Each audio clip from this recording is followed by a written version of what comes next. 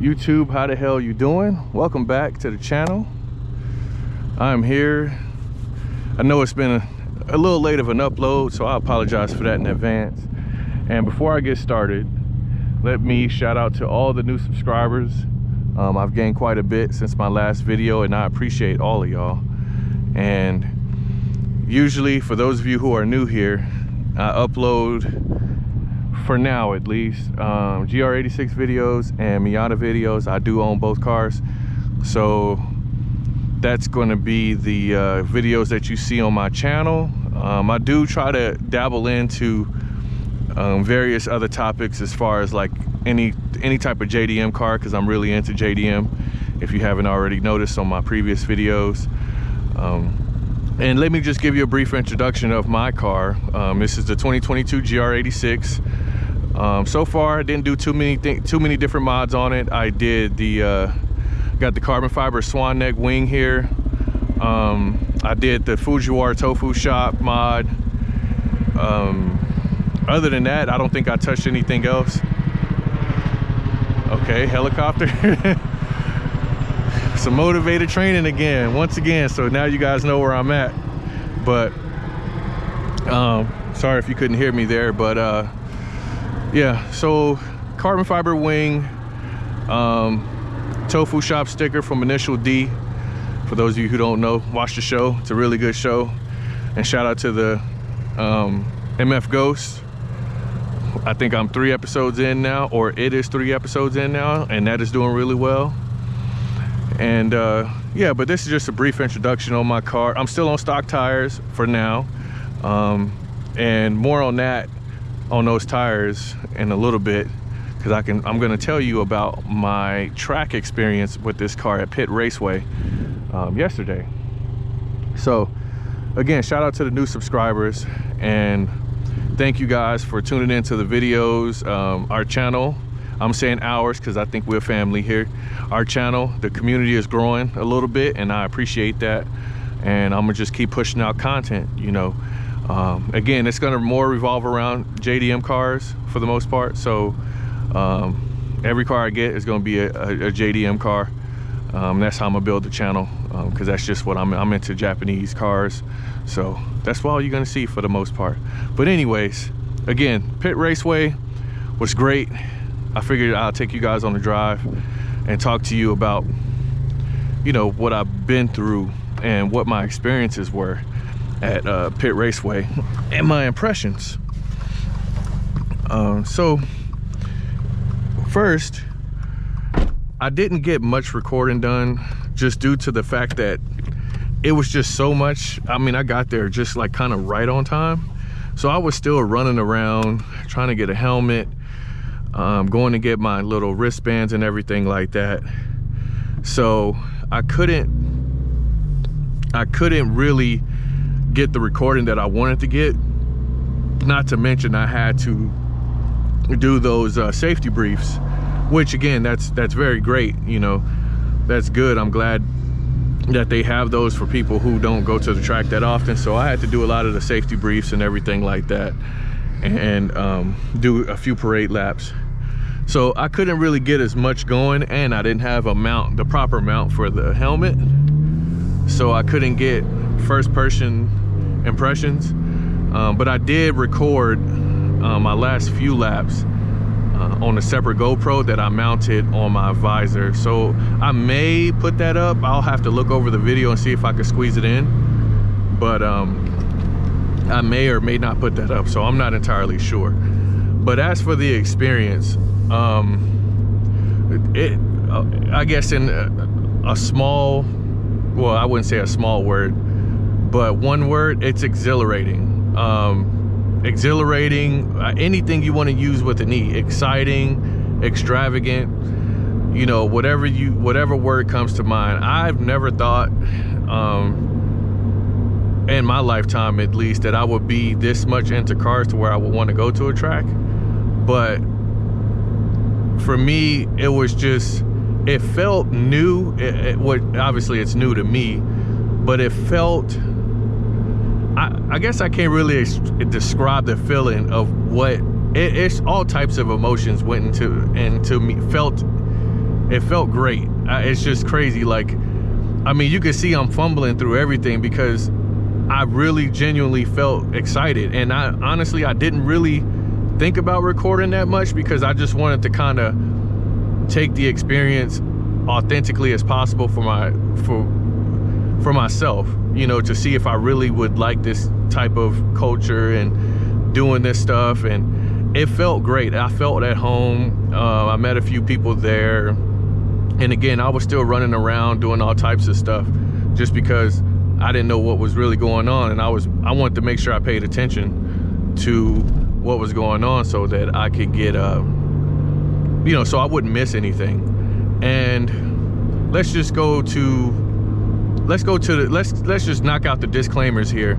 So for people who think that, you know, your car is gonna blow up, you can't track the 86, I'm here to tell you there's plenty of 86s out there, and there are plenty of people still tracking the car. If you haven't seen it on YouTube already, from what I saw out there, I could tell you for sure, and I even asked them, did they have any oil pressure issues? Did anybody do any types of mods? And most of them told me no, but they were running heavier oil, as was I. And for those of you, I guess I could tell you, who plan on tracking the car, I'm still planning on running the AccuSump oil mod. I'm still planning on doing that, but right now I think I just went in there with W40, a little bit heavier oil, and that seemed to do the job. I don't know, because I don't have the sensor of any pressure drops for my oil, so I can't tell you if there was pressure drops, because Pitt Race does have a heavy right turn that I've taken a few times, and my rookie behind was looking at my car, like at the car, rather than looking forward at the top of the corner, and I almost got dizzy. So that was definitely a riot. But as I could tell you right now, I didn't have any issues with power. I didn't have any oil issues. My engine didn't blow up. As you can see, I traveled right after the event, basically, because I had to come out here for the weekend, and I'm out of town now. So, you know, I'm out here, and I just did a track day, and this car is running just fine. You can see my tire pressures are good. Everything is running like it should. I don't have any issues. I think the only thing I dealt with were the brakes, kind of getting a little squishy on me after a few laps. The tires, obviously, with them being stock tires, they gave out on me pretty fast after like maybe one session. The second session, they started getting squirrely. The third session, they were, you know, I was fighting with the tires to do what I wanted them to do, but that was to be expected. Again, guys, I daily drive this car, so they already have a lot of wear on them, and I'm at 21,000 miles right now, so I got quite a bit of miles on these tires, which, again, I got those I got a whole nother set coming in here in a couple of weeks, so I'm not really tripping about that, in the sense of, I know I got new tires coming in, and I know that I won't have these tires forever. So my goal was just to go in there with the car as stock as possible and see what it felt like. I wanted the authentic experience of a GR86, and I got that, and I had so much fun with this freaking car on track. This car is so fun on track that I wish that I could have kept going, but my car was just, you know, I ran that thing as hard as I could, and the car was at that, I think my second to last session, it just didn't want to listen to me as much as I wanted it to, and I knew it was just the end, you know. But it was fun. For me, being a novice, or whatever you want to call it, I did get fatigued a little bit driving. It was very difficult to stay concentrated driving at those high speeds, but at the same time, my adrenaline was at an all-time high. It felt really, really good to be able to drive like that, and I am so happy that I got the opportunity to drive the car the way it was meant to be driven. And I still got a lot to learn, especially on this vehicle. but at least I know where I kind of stand. I did time myself on one of my laps, well, a couple of my laps, and I'll share those times with you guys. I got like a 2:44 on one lap, and then I did another hot lap and I got a 2:40. And I think my main issues in between the laps were braking and downshifting. Like I went into the corner too hot a few times and I had to over brake, so I came out the corners like very, very slow. And from what different people told me, going into the corner is kind of slow, and peeking out is just way better.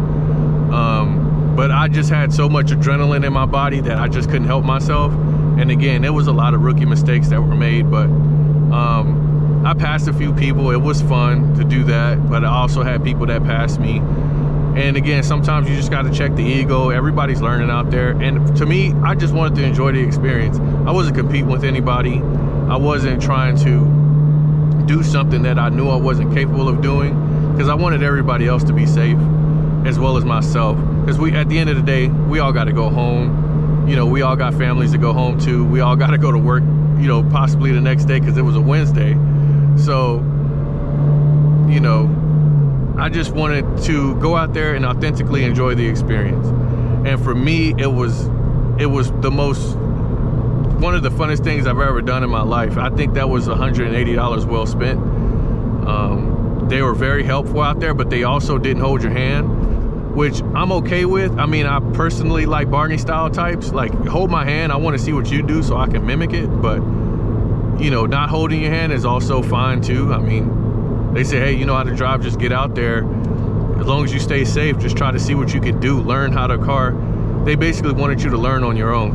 And I was okay with that too, because I don't mind doing that. I'm an introvert anyway. I don't mind learning on my own. But, you know, for those of you who are on the fence about going to the track, or maybe you want to do one track day, I'm not saying you got to go all the time, because I know I'm going to go a lot now, because it's intoxicating. I love it. I love the way it feels. I love being out there with the guys, and a couple of females were out there too. So, you know, and they were in some Camaros and stuff like that. So it was fun. It was definitely an event. But for those of you who are thinking about it, I would just give it a shot. One time will not hurt. I think that ultimately you would owe it to yourself, especially if you got a performance vehicle and you just want to give it a shot. I don't care what kind of car it is, man. Just one of these days where you just got like a lot of time on your hands, or at least about 4 hours to go to a track, I would give it a shot, man. I mean, I would say you're missing out, but I think everybody says that. It's just fun. I never knew what it was until I did it. So I think those of you who thought about it, or who are thinking about it, again, the 86 can go, it does just fine on the track for the most part.